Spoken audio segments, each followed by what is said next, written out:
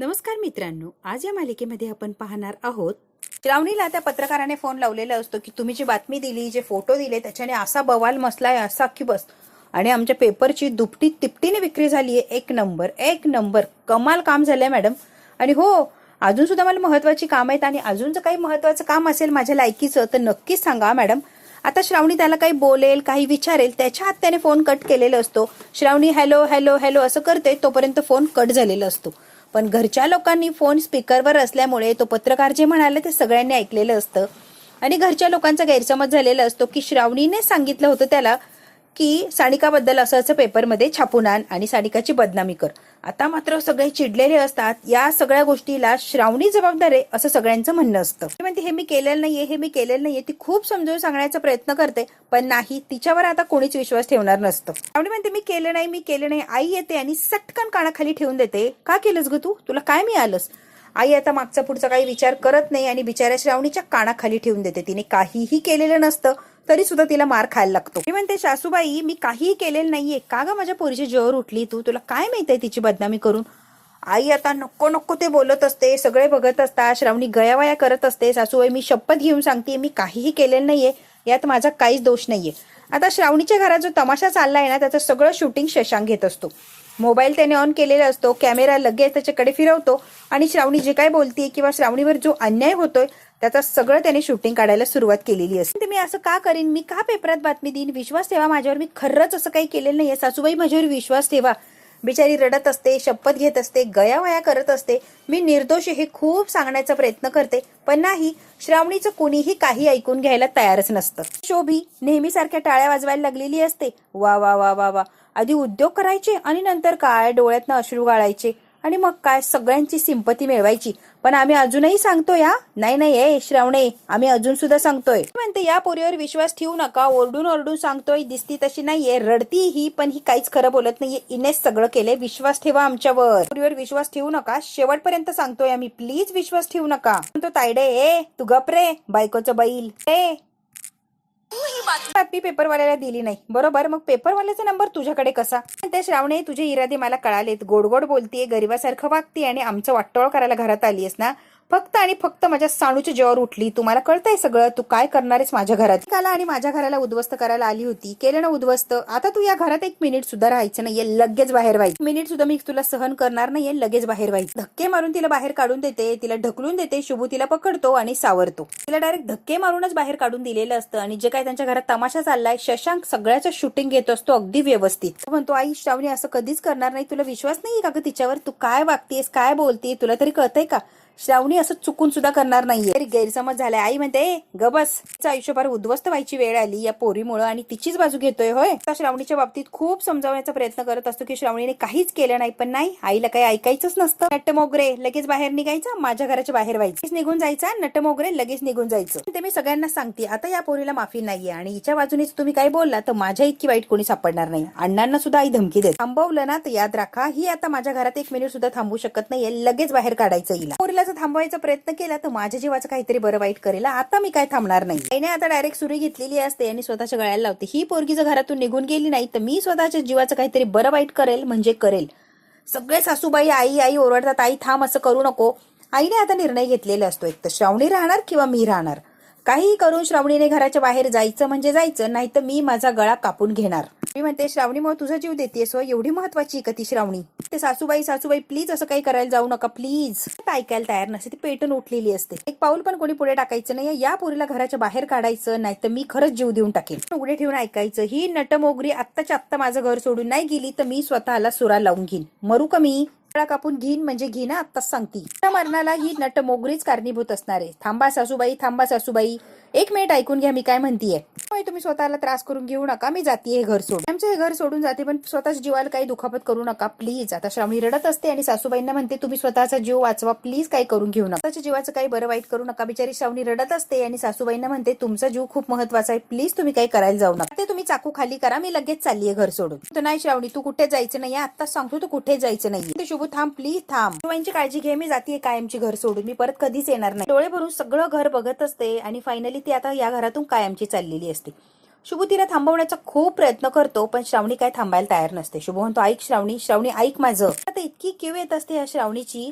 आता डायरेक्ट निघालेली असते, काहीही बघत नाही, काही नाही. आणि श्रावणी आता निघालेली असते घर सोडून, तेही कायमचं. थांबवण्याचा प्रयत्न करतो, पण मजबुरी असते. ती जर थांबली तर आई मरणार असते. नाही, अगदी श्रावणी घराच्या बाहेर जाईपर्यंत शूटिंग घेतलेलं असतं. आता कुठे समाधान झालेलं असतं. जेव्हा श्रावणी घर सोडून निघून जाते तेव्हा ती चाकू खाली टाकते आणि खाली बसते. कुठे तिला चक्कर आलेली असते. आता सगळेच पळतात आई आई करत, ती खाली पडलेली असते. शशांक म्हणतो, सासूबाई काय झालंय, सासूबाई काय झालंय.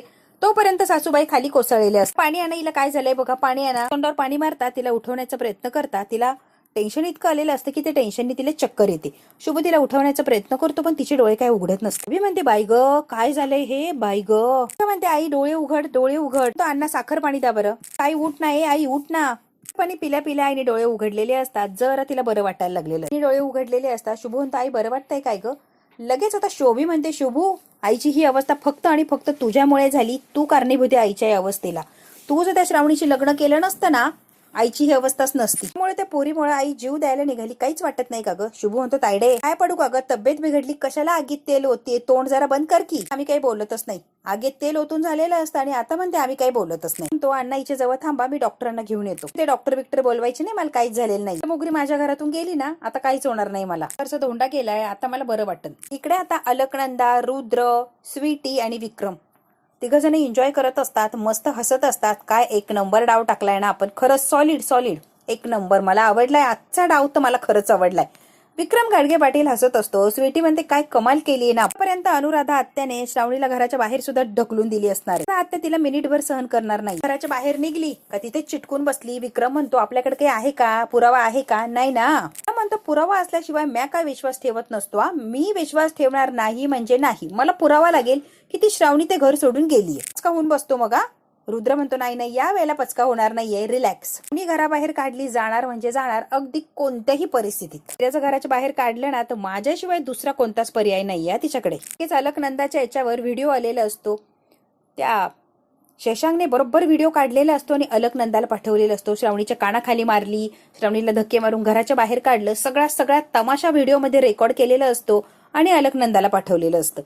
आता विक्रमला जी टेन्शन असतं की ही घराच्या बाहेर गेली की नाही, त्याची खात्री आता बरोबर पटलेली असते की ती घराच्या बाहेर गेली आहे. या व्हिडिओमध्ये स्पष्ट दिसतंय. नंतर इतकी हसते, इतकी हसते, इतकी खुश होते. विक्रम गाडगे पाटील, घ्या की पुरावा, श्रावणीला घरात ना हकललंय. तर चौघेचे चौघे खूप आनंदी झालेले असतात. इतके खुश होतात की कमालीचे. रस्त्यावर आली ना, सगळ्यात बेस्ट. मुगरी आत्ताच्या आत्ता माझ्या घरात गेली पाहिजे, आत्ताच्या आत्ता गेलीच पाहिजे. बिचारी आता घर सोडून गेलेली. शेवटपर्यंत व्हिडिओ असतो आणि यांना आनंद झालेला असतो की एकदाची गेली घर सोडून फायनली.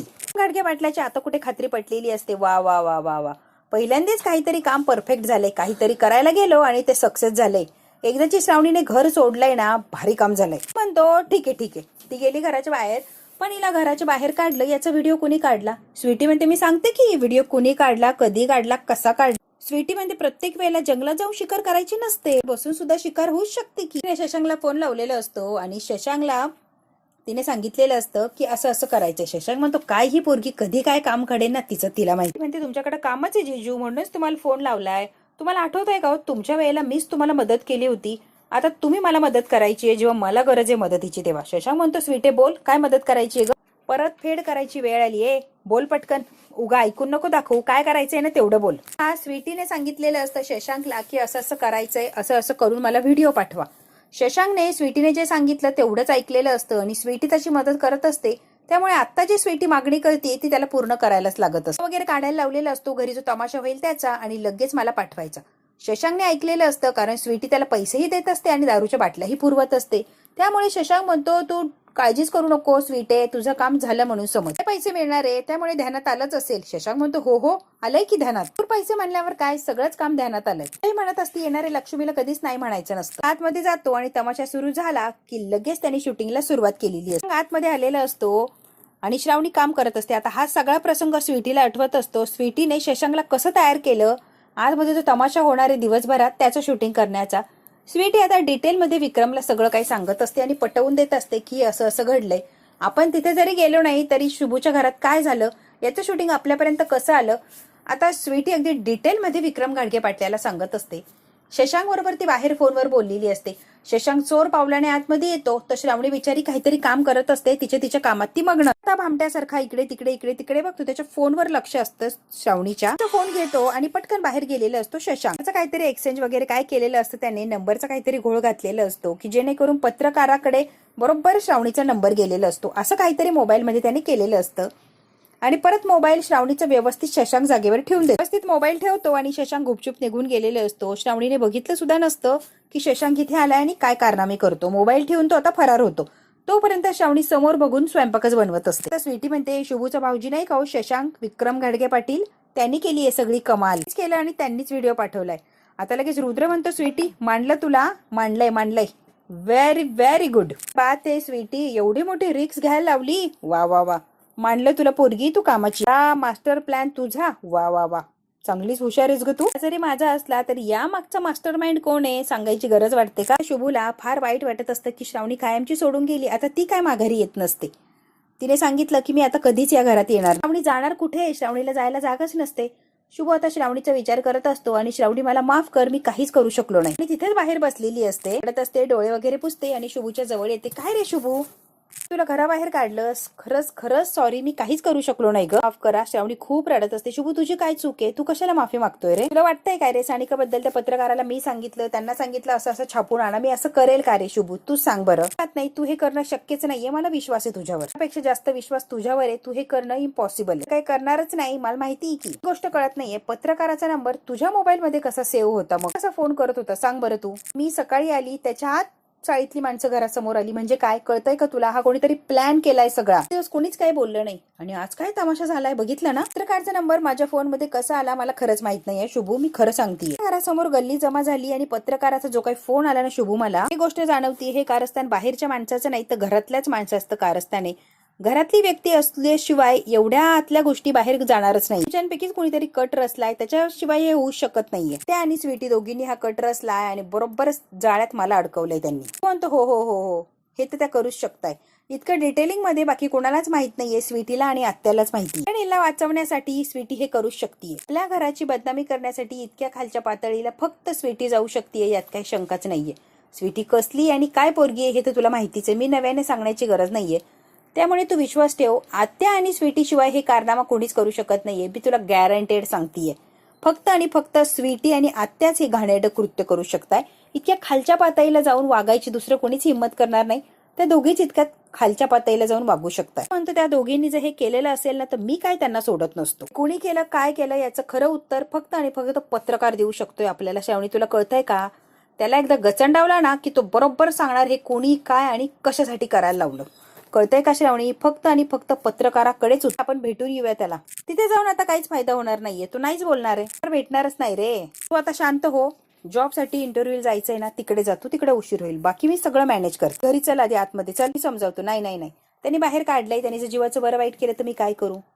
त्यापेक्षा तू मला बाहेर तर बाहेरच राहू दे, तू आधी इंटरव्ह्यूला जाणं मस्ट आहे, तू तिकडे जा, माझं मी काय करायचंय ते बघतेच. आत गेले तर सासूबाई अजून चिडतील, अजून रागावतील आणि तमाशा होणार.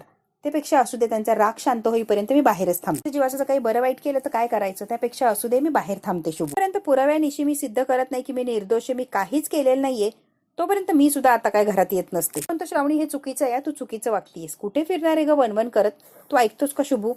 माझ्या पद्धतीने सगळं मॅनेज करते मी, तू फक्त ऐक. मला आता चान्स मिळू दे, मी निर्दोष हे सांगण्यासाठी आणि मी निर्दोष हे मला दाखवू दे प्लीज शुभू, प्लीज. शुभम तू तुझे करते ते मला अजिबात आवडत नाहीये. नको श्रावणी, काहीच करायला नकोय आपण. कशाला कुठे फिरतीये तू, आणि तुझं बाहेर एकटीनं फिरणं रिस्की आहे, तुला कळत नाहीये का. विचार करू नको, मी ठीक आहे रे. तर सासूबाईने मला घराच्या बाहेर काढलंच ना तर या गोष्टीचा फायदा करून घेते की मी.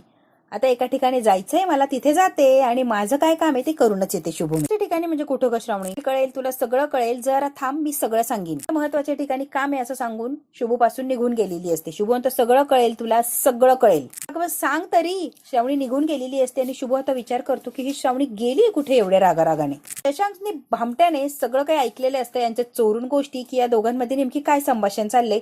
आता श्रावणी तावातावाने गेली म्हणजे आता नक्की कुठे चालली असेल, काय करत असेल. शशांक आता पुढच्या खबरी लगेच स्वीटीला आणि अलकनंदाला देणार पैशांसाठी, यात काही शंकाच नाही. शशांक म्हणतो पैशासाठी तर मी स्वीटीचं काम केलंय, पण या नवरा बायकोने जर सत्य शोधून काढलं तर मी लटकलो. मग शशांक तुला फासावर लटकण्या वाचून कुणी अडवणार नाही, हे दोघं मिळून मला फाशी देणार यात काही शंकाच नाही. शशांक आता घाबरलेला असतो, कारण ही श्रावणी आहे आणि श्रावणी काहीही करू शकते एवढी गॅरंटी तर शशांकला नक्कीच आहे. म्हणतो यांना खरं कळायच्या आत करायला पाहिजे, काहीतरी करायला पाहिजे. ती श्रावणी थांबलीच पाहिजे. मध्ये इकडे आता मस्तपैकी आत्याबाई, स्वीटीची आत्या खुर्चीवर बसलेली असते. शोभा, सानिका अण्णा तिच्या आसपास असतात. शोभी म्हणते, बरं वाटतंय का ग तुला? त्रास होत नाही ना आता? बरं वाटतंय ना ग? बरं झालं, तुला काही झालं नाही, तू बरी आहेस. आता शशांक आलेला असतो आगीत तेल ओतायला, कारण त्याने जो कारनामा केलाय तो सगळा पुसून टाकायचा असतो. म्हणून आता येतो तो सासूबाईंच्याकडे. बाहेर नाही ना कुठं? तिकडे घुटमात. नाही नाही नाही, बाहेर नाही, ती गेली निघून. म्हणतात, कारभारने तू जे काही केलंय ना अत्यंत अत्यंत चुकीचं आहे, मला अजिबात आवडलेलं नाही. संशयावरनं स्वतःच्या सुनेला घराच्या बाहेर काढलं, जराही काही वाटत नाही. मुलगी कुठे जाणार ग? करल जरा तरी विचार कर की. म्हणजे ते काय सांगायचं नाही, मला कुठे बी जाऊ दे, काही बी करू दे, माझ्या घरातून गेली ना ती बॅद, मला काय सांगायला जाऊ ना. अण्णा अजून पण तिचीच बाजू घेताय का? पेपरात बातमी छापून आणली, नको नको ते सानूची बदनामी केली आणि तुम्हाला काय कळवळा आहे हो तिचा? गेली तर जाऊ दे की. तुम्हाला काय तिच्याबद्दल एवढं वाटतंय ना अण्णा, मला खरंच कळतच नाहीये. या शोभीला का राग येत असतो त्या श्रावणीचा, तिचं तिला माहिती. म्हणतात 100% 1000 वेळा ओरडून ओरडून सांगेन, श्रावणी असं करणं शक्यच नाहीये. पेपरात बातम्या तर फार लांबची गोष्ट आहे. श्रावणी इतक्या खालच्या पातळीला जाणार नाही. मला माहिती आहे की श्रावणी कशा, जे काय छापून आलंय ते श्रावणीने केलं नाही हे सानिकाला सुद्धा चांगलंच माहितीये. हो ना का सानिका? तिच्याच कुठल्या तरी शत्रूचं काम आहे आणि बिचाऱ्या श्रावणीला अडकवलंय सगळ्यात. शत्रूला आपल्याच घरातल्या एका घरभेदाने साथ दिली आणि त्या घरभेदाने शत्रूला मोठं होण्यासाठी मदत केली आहे ना, तो घरातला घरभेदी कोण आहे ना, तो आधी कारभारने शोधून काढायला लागणार की पैशासाठी कोण घरभेदी फुटला आणि शत्रूला जाऊन भेळला. एक माणसाची साथ लागली आहे. आपल्या घरातला जो नालायक माणूस आहे ना घरभेदी, तो शत्रूला जाऊन भेळलाय ना, म्हणून सगळं झालंय. त्याचं तोंड तर बघण्यासारखं झालेलं असतं. नालायक तर तोच असतो. ते बासा आता नाटकं करत असते. आई तू काळजी घे, आई तू काळजी घे बाई. कोणी आता डायरेक्ट इंद्रनीलकडे आलेली असते आणि त्याच्या समोरून उभी राहते. हेडफोन घालून गाणी ऐकत असतो, डान्स करत असतो. त्याचं लक्षच नसतं की श्रावणी समोरून उभी राहिली. स्वीटीची आई समोर येते आणि इंद्रनीलच्या कानातले हेडफोन काढते आणि समोर बघ असं म्हणते. जेव्हा श्रावणीला बघतो इंद्रनील तेव्हा जरा घाबर. तू इथं कशाला आलीस ग? नीलशी बोलायला आली काकू. म्हणते, इंद्रनील तुझ्या पुढे हात जोडते मी, तू का सानिकाशी असा खेळ करतोय रे? तू आपण प्रेम करते रे, तुझ्यावर का तिचा असा खेळ मांडलाय तू? रात्री फोनवर काय बोलत होता मी ऐकलंय सगळं. तुझं बोलणं ऐकलं. हो ऐकलंय की. दोघांची मग एकटी बिचारी सानिका का शिक्षा भोगतीये रे? ती आहात एका मुलीची आई आहात, मग तुम्हाला दयामाया काहीच नाही का? तुम्ही का समजून सांगत नाही? यार बाईची या समाजात काय किंमत आहे लग्न आधी गरोदर राहणाऱ्या बाईची? ते श्रावणी, लग्न म्हणजे खेळ नाही ना ग. ते काही झालं तरी जबाबदारीपासून तू मागे हटू शकत नाहीस. आत्ताच सांगतो बरं. असं वागतो आणि स्वतःला पुरुष म्हणवतो. ए श्रावणी जास्त बोलू नका, जास्त बोलणार मी. त्याच्या पोटातल्या बाळाचा आणि माझा काही संबंध नाही, आत्ताच सांगतो आम्ही. इंद्रनील आवाज चढू नको, आत्ताच सांगतोय मी तुला श्रावणी. थोडी काळजी आहे आधी समजून सांगायचं. बरोबर फिरायचं, मजा करायची आणि अंगलट आलं की रडायचं. पोटातल्या बाळासाठी बाप शोधत फिरायचं, याला काय अर्थ आहे? जाऊन तिलाच विचार की कोण बाप आहे. आता चटकन कानाखाली ठेवून देते इंद्रनीलच्या की जराही लाज वाटत नाही काय रे? बोललास रे सानिकाबद्दल असलं काही बोलायचं नाही, आत्ताच सांगते. चांगला मारलेलं असतो तेवढ्यात की आता स्वीटी आलेली असते. घरात येऊन माझ्या भावाला मारायची हिंमत कशी झाली गे श्रावणे? लग्न करायला तयार आहे, तुला काय प्रॉब्लेम आहे गे स्वीटे? सगळे उद्योग महागात पडणारे, लक्षात ठेवा स्वीटे. मंत्र्याची पोरगी इथे येऊन लेक्चर नाही झाडायचा. चल निघ. तुझ्या बरोबर कशी वागते ना ते बघ, मग आम्हाला शहाणपणा शिकव. आणि का होणाऱ्या जबाबदारीला, म्हणजे जी काही बदनामी होती त्याला जबाबदार तू आहेस आणि इथे जो राडा घातला ना त्याला सुद्धा तूच जबाबदार आहे, लक्षात ठेवा श्रावणी. तिने ढकलून दिलेलं असतं श्रावणीला की निघ इथून, अजिबात माझ्या घरात उभं राहायचं नाही. श्रावणी आता चाललेली असते घरातून आणि जाता जाता म्हणते, काहीही झालं तरी मी सानिकाला न्याय मिळवून देणार म्हणजे देणार, अगदी काहीही झालं तरी. आता मित्रांनो, हा भाग तर इथेच संपतोय. पुढच्या भागात काय होणार आपण अगदी थोडक्यात बघायचं. शुभ आता पत्रकारा गेलेला असतो आणि पत्रकाराला म्हणतो की ही बातमी कुणी छापायला लावली. तेव्हा तो पत्रकाराला इतका मारतो शुभ आणि तो म्हणतो, अलकनंदा मॅडम आणि स्वीटीने ही बातमी छापण्यासाठी आम्हाला सांगितलं होतं. आता मात्र श्रावणीने दुसरी बातमी छापलेली असते आणि श्रावणी म्हणते ही बातमी उद्या सकाळी पेपरमध्ये छापायची. इंद्रनीलच्या विरोधातली बातमी असते. आता जेव्हा स्वीटी ती बातमी वाचते तेव्हा म्हणते, हे कुणी केलंय समद. आता मात्र स्वीटी घाबरलेली असते, तिच्या भावाची बदनामी व्हायला लागलेली असते. तेव्हा तिला महिला मोर्चात आलेलं असतो आणि इंद्रनीलचं गचंड पकडलेलं असतं, तोंडाला काळं फासलेलं असतं. आता मात्र श्रावणी डायरेक्ट इंद्रनीलला चपलाचा हार घालायला चाललेली असते. बघू आता इंद्रनीलला चपलाचा हार ती घालणार का, की त्याच्या आधीच तो सानिकाशी लग्न करायला तयार होतो. बघू आपण काय आणि नेमकी कसं होणार पुढच्या भागात. हा भाग तर इथेच संपतोय. व्हिडिओला लाईक शेअर सबस्क्राईब नक्की करा. धन्यवाद मित्रांनो.